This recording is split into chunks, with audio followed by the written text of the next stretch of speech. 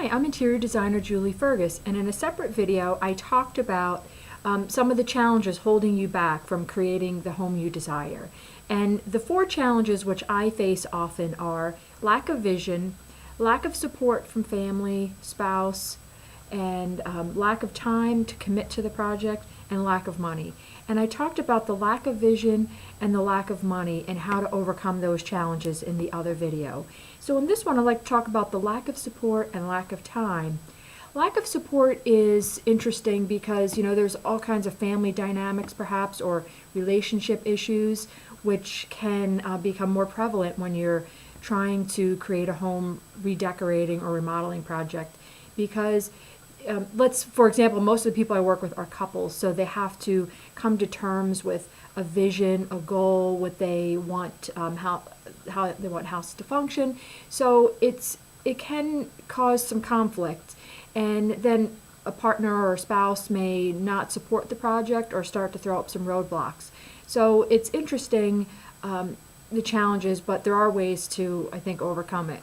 And the first is to be clear on what your role is going to be in the project. Maybe one spouse can take a back seat while the other one can take control of the project or be the communicator from the designer or architect to the other spouse. So maybe giving power to one person, so to speak, to be the conduit where all the communication goes through, so that the other person who maybe isn't as interested can be informed and still have a say, but doesn't have to be involved in the overall planning of it.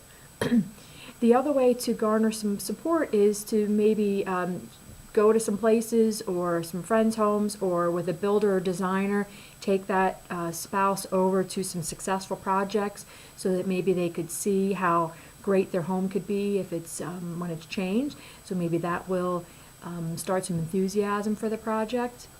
So those are some 2 good ones. And obviously it's being supportive to that other person and being positive and listening to their ideas so they felt like they're being heard as well, so that their views are important. So that's a good way to possibly get some better support from a spouse.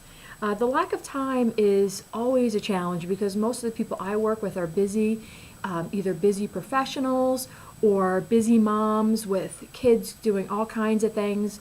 And you know, a lot of my projects are summer homes, so if they're up here in the summer, it's amazing how busy lives are.